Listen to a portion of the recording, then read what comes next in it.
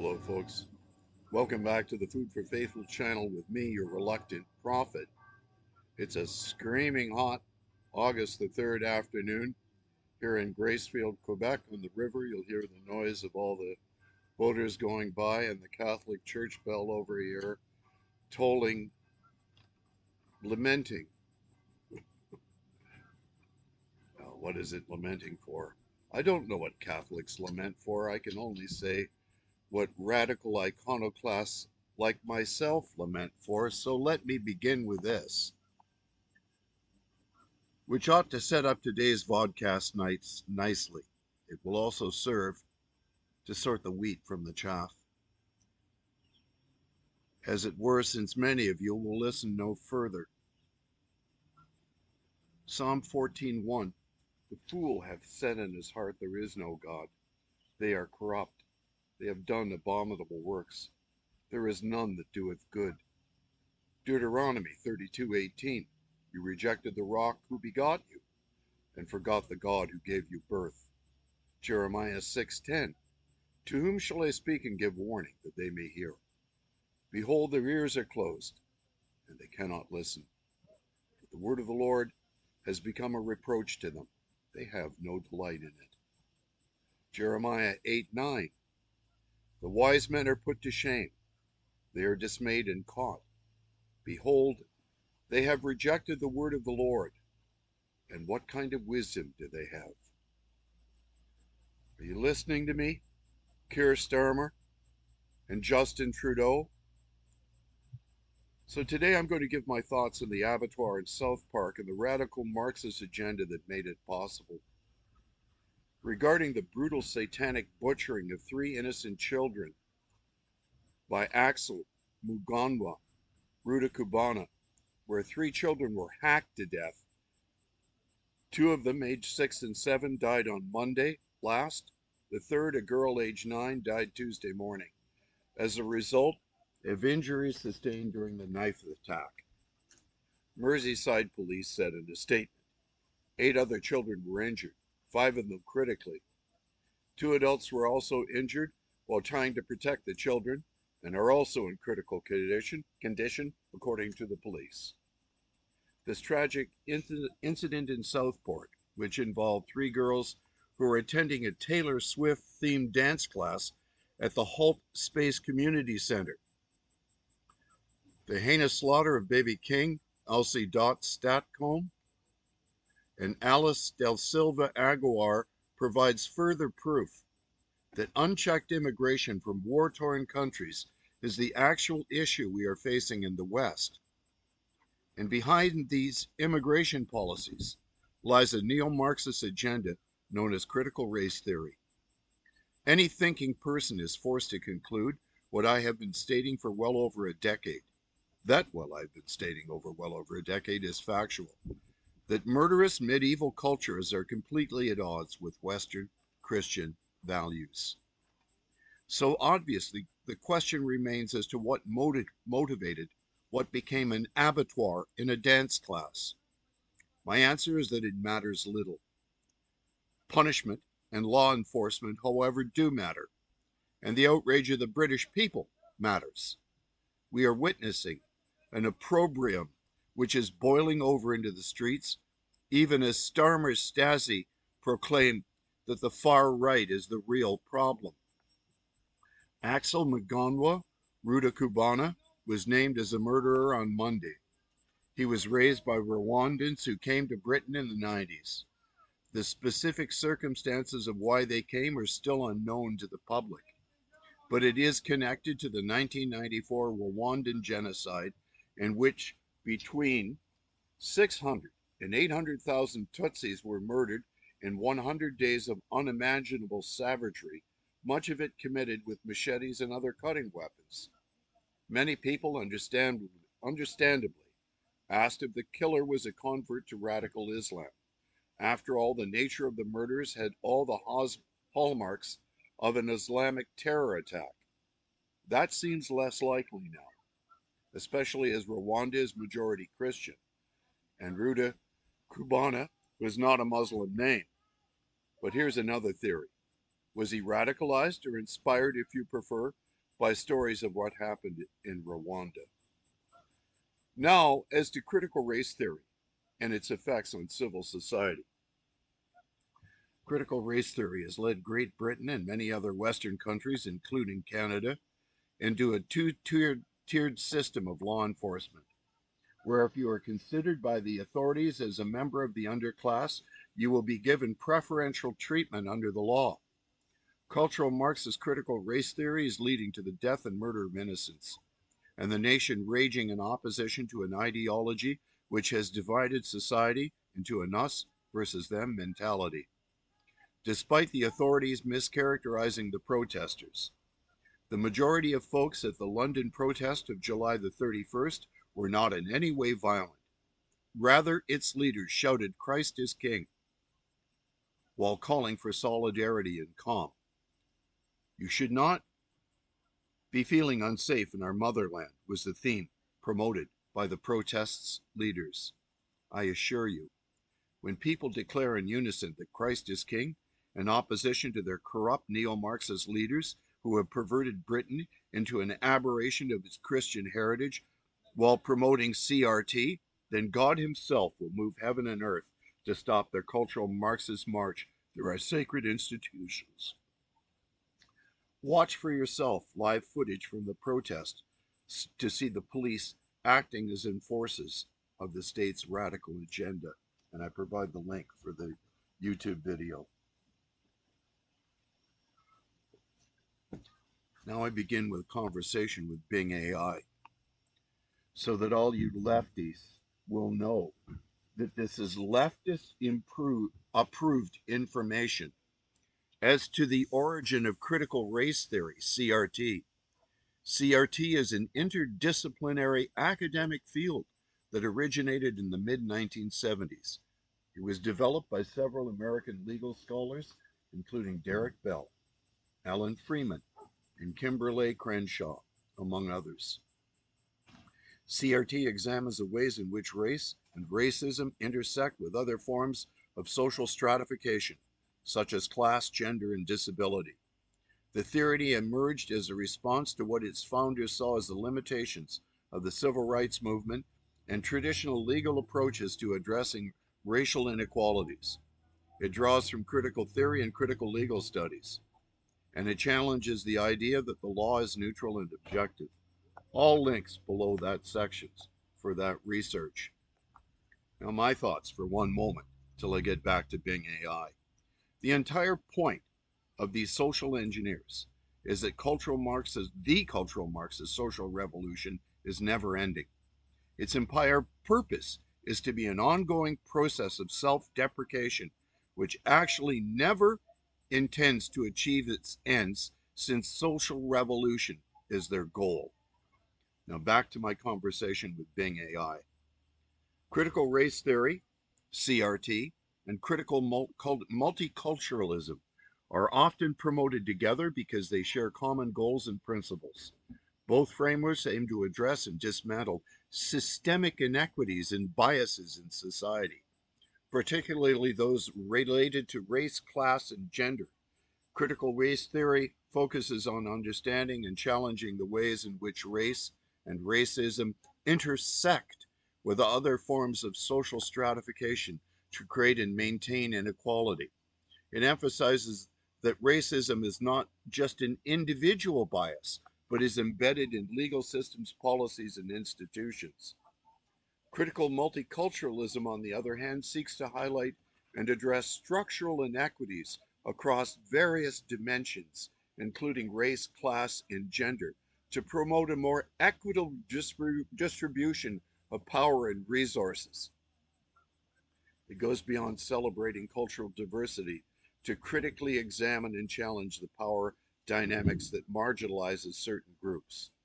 The promotion of both CRT and critical multiculturalism by the same advocates is often due to their shared commitment to social justice and equity. By integrating these frameworks, educators, policymakers, and activists aim to create more inclusive and equitable environments in schools, workplaces, and communities. Again, all the links below that section. from Bing so you can look for yourself. Next subtitle, How Europe Lost Faith in Multiculturalism. This is taken from an article written by Elise Ruthven, published on August 24, 2017. A nuanced history of an often simplistic debate argues against muscular liberalism.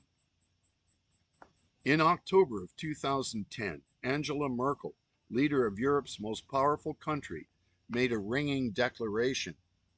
The multicultural concept is a failure, an absolute failure. 4 months later, Britain's then Prime Minister David Cameron endorsed her approach, calling for a lot less of passive tolerance of recent years and much more active muscular liberalism. Within days, France's then president, Nicolas Sarkozy, had joined the chorus, suggesting on television that we've been too concerned about the identity of new arrivals and not enough about the identity of the country receiving them. The last intervention, an historian Rita Chin points out in her lucid and erudite overview of the debate, was somewhat surprising, given that over many decades, France had explicitly refused to consider multiculturalism as a guiding principle. While referring to Islamic terrorist atrocities in Paris, Brussels, and Berlin, Chin's The Crisis of Multiculturalism in Europe went to press too soon to note that during the election campaign that won him the presidency this year, France's Emmanuel Macron enraged his right-wing critics by apologizing for the crime of colonialism in Algeria, indicating that his government would seek to help with Muslim integration. Integration, of course, may run contrary to the multicultural idea. The National Commission set up by Jacques Chirac as French Prime Minister in 1987 sought the national integration of Algerian and other non-European incomers according to a historical pattern by which regional minorities such as Bretons, Corsicans, and Occitans were transformed into modern citizens sharing common characteristics. Historian Eugene Wember famously put it, turning peasants into Frenchmen. Central to this idea of laïcité, a word used to usually translated as secularism, but with stronger ideological connotations. As Chin notes, the French term conveys an ideal of church-state separation, designed not so much to ensure the protection of an individual's religious beliefs, as in the US, but to secure their full allegiance to the state by counteracting religious prejudice. That's key. Full allegiance to the state. Statism runs contrary to our allegiance to Christ. Full allegiance demands a ban on ostentatious symbols of religious affiliation, such as large crosses, kippas, and above all, the Muslim headscarf. In her survey of the complex and sometimes bizarre arguments surrounding the questions of the foulard as banned for girls in state schools, Chin shows how French commentators on both right and left tend to view the headscarf as a symbol of patriarchal oppression, while ignoring the possibility that for some wearers at least, it may be a demonstration of self-empowerment. In contrast to France, both Britain and Germany adopted positive approaches to multiculturalism, a trend that now appears to be in retreat. Given their legal status as Commonwealth subjects, most of the ex-colonials who arrived in the UK after the Second World War were formally entitled to the same rights as others, a factor that Chin suggests made immigrants in Britain somewhat bolder in their critiques and more efficacious in their demands than their French and German counterparts, enabling them to take a more active role in shaping the way diversity was managed. The turning point came with the Rushdie affair in the 1990s. The protests against the Satanic Verses, the novel in which Solomon Rushdie was accused of lampooning the Prophet Muhammad, dramatically transformed immigration policies in Britain, shifting the focus of calls for greater integration from Afro-Caribbeans to Asian Muslims, who were suspected of introducing religious fundamentalism and violence into a tolerant liberal society. Chin suggests that by recasting the debate on immigration in terms of liberal values, British commentators subtly replaced Rushdie's immigrant critics outside the bounds of the British cultural consensus. Note consensus. Socialism demands consensus. Initially, West Germany's approach was different, with the guest worker program regarded as a win-win means of building the post-war economy while shedding the Nazi legacy. However, the new conception of culture by which ministers should laud the rapprochement between persons of highly diverse backgrounds and cultures betrayed an underlying sense of essential, unchanging difference. Viewed in this light, the multicultural mantra was a clever way of hiding the ethnically determined basis of German identity. But is multiculturalism really dead? The article questions. Or are rumors of its demise premature? Chin's account of non-Occidental immigration to leading Western European countries since the Second World War, focusing primarily on Britain, France, and Germany, with sideways glances at Switzerland and the Netherlands, does a good job by setting out the terms in which the debate has been conducted. Her conclusion is sensible if nuanced. What a historical perspective makes clear is that we need to uphold both liberal conceptions of individual freedom and pluralistic communitarianism, with each acting as a check on the other. That's the end from that article. Back to my thoughts. Here we can clearly see that the authorities understood CRT and its multiculturalist agenda were not working. Yet since these policies weren't working and conflicted with their cultural Marxist agenda, the ongoing cultural Marxist revolution had to trump the obvious and blatant failures of CRT and multiculturalism. Keir Starmer has simply further radicalized this process in Britain. He is committed to pursuing a murderous neo-Marxist agenda, which can only result in further violence from immigrant communities, which has created a potential powder cave of explosive counter-revolution from the British people, whom he labels as far right for wanting to live under a rule of law which applies equally to all. So what does Keir Starmer actually want? The UK's new Labour Prime Minister is usually described as a moderate, pragmatic, and non-ideological. Here, historian and broadcaster David Starkey argues that this is an illusion. Starkey explains, is a fierce anti-democrat. He wants to transfer power from the UK's elected parliament to unelected bodies, from the courts to the civil service to the quangos. His party will establish the supremacy of the blob, all while cracking down on free speech. Our democracy and liberty are in peril. Watch and share, and be sure to subscribe to the YouTube channel that posted Dr. Starkey's video. I provide the link to his video so that you may listen to Dr. Starkey yourself. And finally, my summating thoughts. Liberal secularism cannot replace Christianity. Every single principle of individual dignity and liberty flows from our faith in Christ, our common faith in Christ. We will witness the fulfillment of Jeremiah 8:9, where wise men will be put to shame, dismayed, and caught, since they have rejected the word of the Lord. But only, for what kind of wisdom did they have, which has resulted in the slaughter of innocents? Christ is indeed King. Let us loudly declare it, for it is then and only then that we will see limited constitutional government under the rule of law restored. Christ is King.